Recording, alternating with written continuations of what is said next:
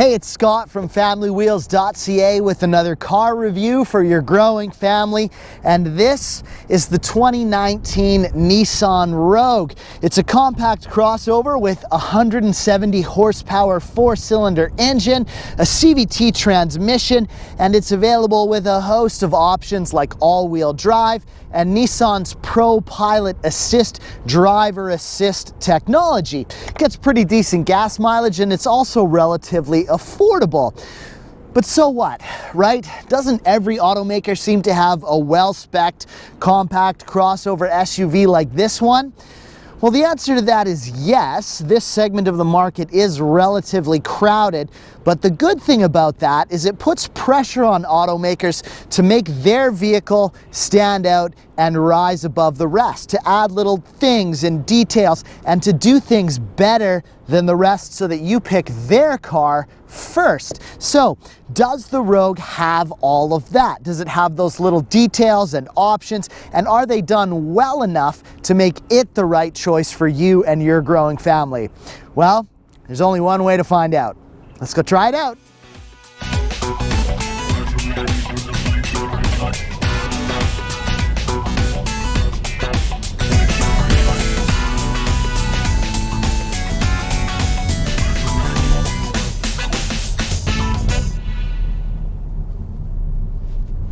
So Nissan launched the Rogue in 2008 and then gave it a redesign again back in 2014. In their SUV crossover lineup, it sits between the Qashqai and the Murano. And if you're looking at a Nissan Rogue, you might also be considering things like Honda CR-V or Toyota RAV4. Price-wise, the starting point of the Rogue is the cheapest of those three, starting at just 26,798 Canadian for the base model. From there, you can option up all the way to this guy that we're in. It's the SL Platinum and starts at 37,398 with this specific model that we're in as tested running 39,993 Canadian out the door. Like I was saying, there are 4 different trims, but they all get the same 170 horsepower, 2.5 liter 4-cylinder engine, with the only real drivetrain options being front wheel or all-wheel drive. From there, it's options galore with things like 19-inch rims, LED headlights, motion-activated rear liftgate, remote start, a Bose audio system, which sounds freaking fantastic, and this Platinum Reserve only tan leather interior. And you may have heard me say this before, but I just love this shade and color of interior. For whatever reason, it feels totally high-end to me and very classy. It's not an in-your-face, over-the-top color, but it's also not the same old boring black. It's the perfect balance and really hits me every time I get in.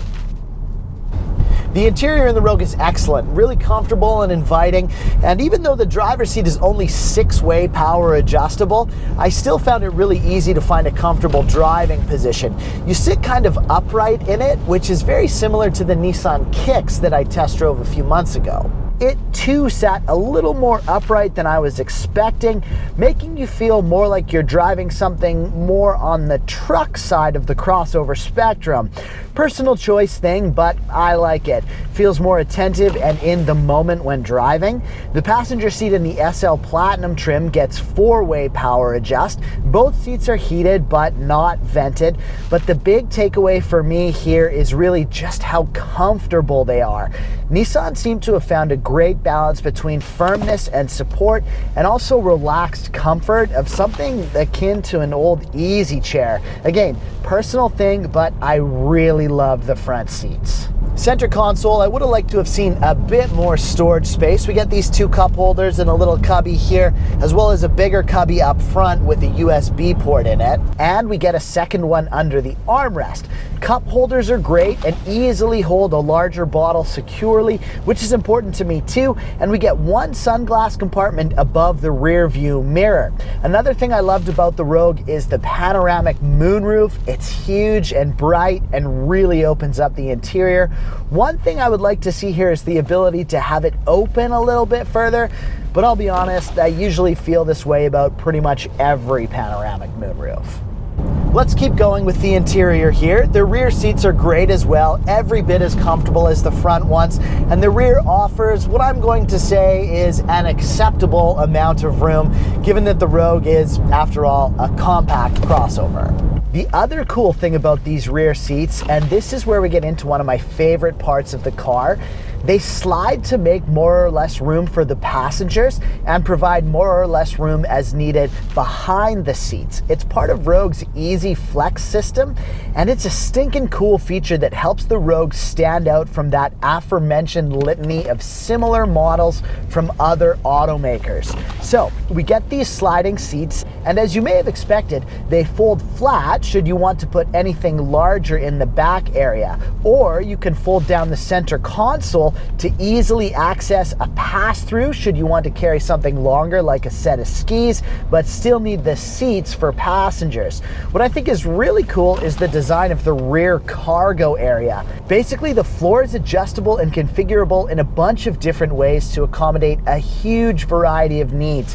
You can divide it into smaller storage compartments, a big box to hide things, or shelves to make access easier. And finally, if you really need, you can fold the front passenger seat flat to make a huge space to carry something really long. When you combine all of these features, you get a huge level of versatility out of your car. For a family that does a little bit of everything, whether it's skiing, surfing, camping, sports, pets, handyman projects, or anything else, the Rogue seems like it can accommodate, and not just that, it makes it all easier to do, which, let's be honest, is the real difference maker in most parents' lives. Let me give you a practical real-world example here. Say I've got the family in the car and we're all loaded up for a little road trip day to the beach. My 2.5-year-old daughter Sloane's in the back, buckled into her car seat. My dog Hendrix is in with us as well, and then the rear of the car is loaded up with coolers and beach toys and bags and all sorts of stuff. And maybe we're on the way there and my daughter Sloane gets a little bit hungry and thus a little bit vocal. So Jolie says to me, hey, we can just pull over and get something out of the cooler for her, but the cooler is packed in underneath a whole bunch of bags.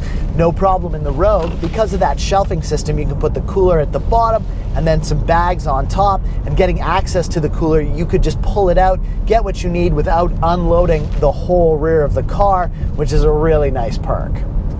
If you want to talk numbers, behind the rear seats, the Rogue gets 1,112 liters of storage, which is more than the CR-V, but less than the RAV4. In our trunk test, obviously, no problem here. The Rogue tackled it all and more with ease. And in our rear-facing car seat test, the Rogue did okay too, measuring in at 30 inches from the back of the front passenger seat to the glove box. And this is with the rear seat slid all the way back and the front seat in the middle of its sliders. Speaking of the car seat, installation was no problem. The Rogue doesn't have any fancy panels or hideaways for the latch system, but the hooks are exposed a very slight bit, so finding them and latching the car seat was really no problem at all. In our decibel test, the Rogue did relatively well, coming in at 62.5 decibels at 100 kilometers an hour, and that's on dry roads. Okay, let's talk infotainment system. It's not bad. It has all the features you're going to want, including Apple CarPlay and Android Auto, and everything works well, no problems with connectivity or anything like that. But I do think the system in general lacks just a bit of polish. This model wearing is the top of the line for the Rogue, and the screen feels a little small. I also found some of the inputs to be a bit delayed, and the brightness on the unit we tested seemed a little dim to me, even when set all the way to the highest setting. All in all, I'm just not wild about the design of the whole thing. Look at the home screen layout. It's fine, but nothing that really makes you go wow like so many other areas of this car do.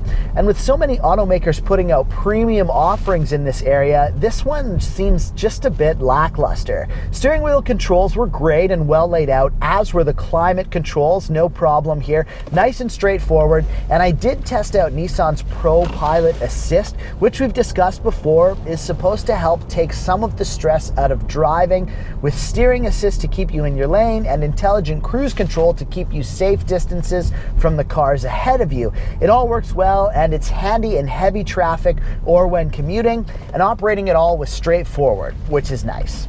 Now let's talk performance, because this is an area where the Rogue kind of starts to lose me. I mentioned before, the only engine available is a 170 horsepower, 2.5 liter 4-cylinder, and at times it just doesn't feel like enough.